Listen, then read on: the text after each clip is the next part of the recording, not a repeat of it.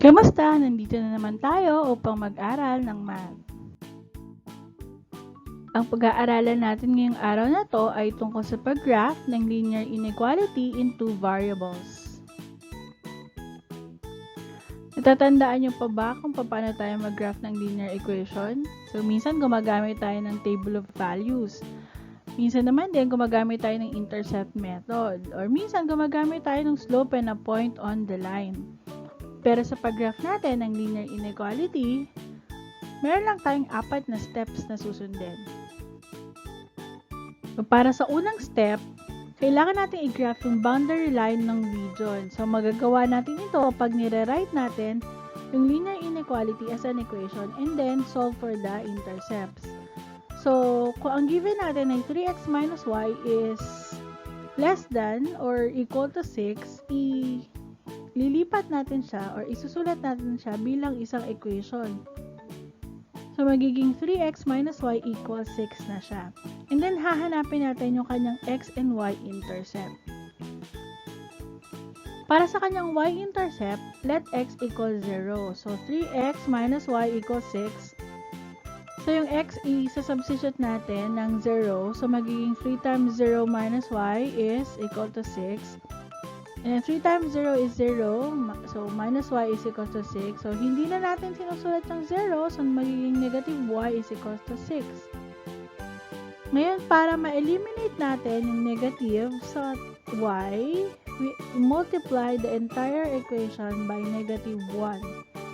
So, negative 1 times negative y is y, and negative 1 times positive 6 is negative 6. So, meron na tayong unang point, which is 0, negative 6.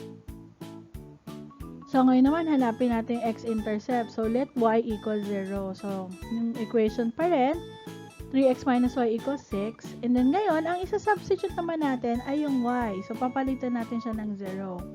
So, dahil 0 na siya, hindi na natin siya kailangang isulat. So, magiging 3x equals 6. Ngayon, para ma-eliminate natin yung 3 sa tabi ng x, we divide both sides by 3. So, 3x divided by 3 is x, and then 6 divided by 3 is 2. So, mayroon na tayong pangalawang point, which is 2, 0. Now, just to be sure, hahanap tayo ng pangatlong point. We can call this one the checkpoint. Para maging sure lang tayo that we are drawing a line. No? So, in this case, papalitan lang natin or magsasubstitute lang tayo ng values either sa x or sa y. So, usually, sinasubstitutean natin yung x. And then, humahanap tayo ng maliit na value para mas madali tayo mag-compute. So, usually, 1 or 2, no? So, hindi na natin gagamitin yung 0 kasi nagamit na natin yun eh. So, 1 and 2. Or, kahit anong number na gusto nyo, pwede yun. So, in this case, ako, papalitan ko yung x ng 1. So, 3 times 1 minus y is equal to 6. And then, we solve for the value of y. 3 times 1 is 3 minus y equals 6. So, para ma-eliminate natin yung 3 sa kabilang side ng equation, so, we subtract both sides by 3. So, 3 minus 3 is 0. Hindi na natin sinusulat yun. We bring down negative y. And 6 minus 3 is 3. So, again, para ma-eliminate natin yung negative na sign, so we multiply the entire equation by negative 1. So, our answer is y is equal to negative 3. So, ang ating checkpoint ay 1, negative 3. So, para sa ating step 2, i-graph na natin yung 3 points na na-obtain natin. So, tandaan lang natin na kapag ang inequality is greater than or equal to or less than or equal to, gumagamit tayo ng solid line para ipakita na yung points dun sa mismong linya ay parte ng solution.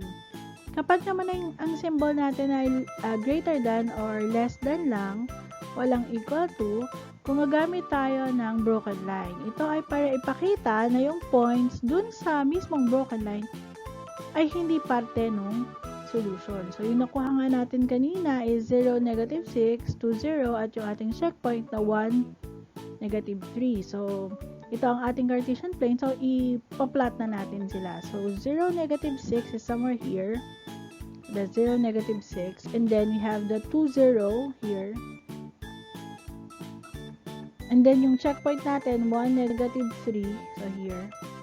So again, dahil kanina, ang given natin is, or ang inequality natin is less than or equal to, gagamit tayo ng solid line to connect the points. So, para sa step 3 natin, hahanapin na natin ngayon yung half plane. So, yung half plane, yun yung kalahati ng plane or yung side ng plane kung saan nilalaman nito yung lahat ng ordered pair na pwedeng mag-satisfy dun sa inequality. So, para ma-decide natin kung anong half plane ang i-consider natin, we use the origin 0, 0 as a test point and then we substitute it to the inequality. So, doon na natin sa inequality siya isa-substitute, no? So, 3x minus y is less than or equal to 6. So, substitute natin yung 0 sa x and y. So, 3 times 0 minus 0 is less than or equal to 6. So, alam naman natin na 3 times 0 is 0 minus 0 is the 0. So, which is less than 6. So, we know that our equation is true. So, dahil totoo siya, yung half plane natin consists of the solution 0, 0, which is the origin. So, ito yun. So, para sa ating fourth step, now that we have made a conclusion na itong plane na to, o itong parting to, ang parte ng solution, isi-shade na natin siya ngayon. So, we have to shade the entire region, yung bahagi na Cartesian plane na naglalaman ng ating test point, which is 0, 0.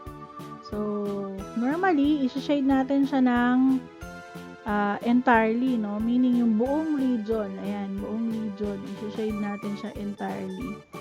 So, don't mind my shading. So, bakit ba natin ito ginagawa? Again, ginagawa natin ito para ipakita na lahat ng points o ordered pairs na nasasakop ng region na ito o ng bahaging ito ng Cartesian plane, including yung nasa mismong linya, kasi solid nga yung ginamit natin, ay parte ng solution ng ating inequality. Okay? So, again, when you shade that, please shade that entirely. Okay, so yan. Yung buo, yung halos buo siya. Kabilang part ng linya.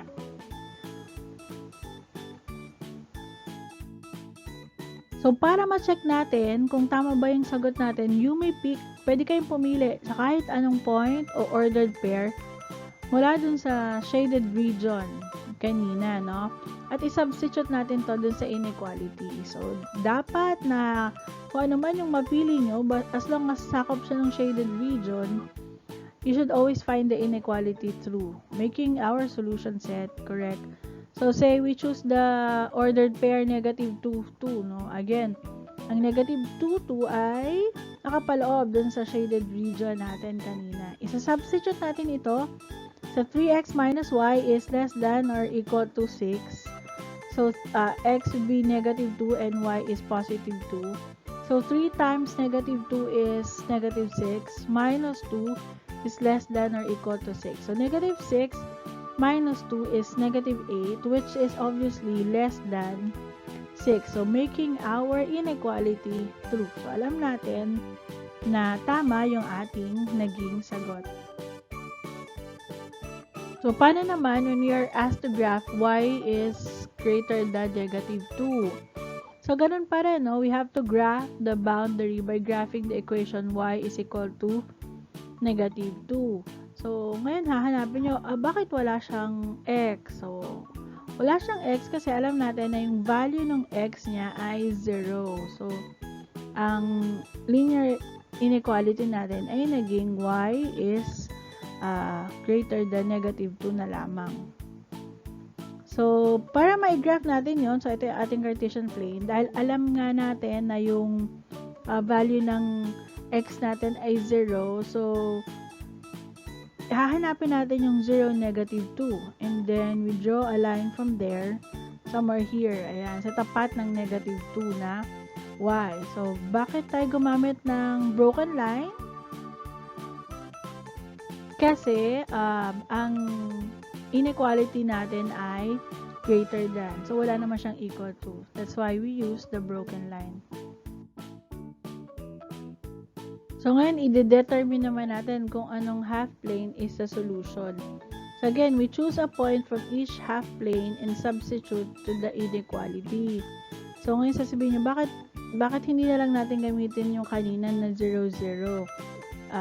Kasi, wala nga siyang value ng x. Just to be sure, sa ating solution, pipili tayo ng isang ordered pair mula sa kabilang half, which is yung upper part of the plane, at isa pang ordered pair sa baba naman, just to make sure. So, say, we choose 2, 3. So, replace y with 3, no? Yung 2, 3 ay nasa upper part of the plane, no? So, y is greater than negative 2. So, 3 is greater than negative 2. Obviously, we have the true inequality. So, ma'am, ito na po yung sagot. Opo, pero again, just to be sure, tingnan natin, dun sa kabilang plane. Say we choose 2, negative 3. Again, yung 2, negative 3, nasa bandang baba na yun. Lagpas na nung boundary line na ginawa natin kanina. So, again, we substitute y with negative 3. So, y is greater than negative 2 or negative 3 is greater than negative 2, which is false. So, ayan, napatunayan natin na yung half plane na naglalaman ng point na 2, 3 is the solution. Okay? So, ito kasi yung 2, 3. So, here. So, yung plane na to, yung upper plane, ito yung part of the solution. So, ngayon, pwede na natin siyang i-shade. So, again, pag nag-shade tayo, you have to shade the region entirely. No? So, yung buong region sa taas nung broken line ay i-shade natin. So, again, bakit natin ito ginagawa? So, ginagawa natin ito to indicate na lahat ng ordered pair dito sa region na ito. Okay? So, lahat ng points, pili kayo kahit anong points ang makita nyo dyan. This would satisfy the inequality, or ibig sabihin kahit anong gawing point mo dyan, pag sinubstitute mo yon dun sa inequality, magkakaroon tayo ng true statement. Again, pasensya na sa pag-shade ko, pero pag sinade nyo yung sagot nyo, tandaan nyo, i-shade nyo siya ng buo.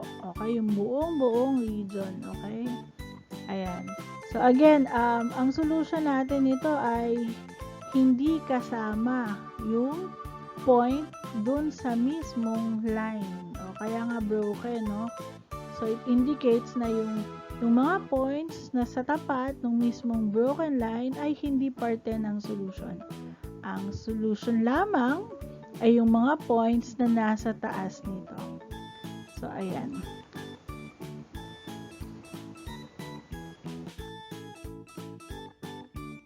Always remember that the boundary line defines the limit of the region.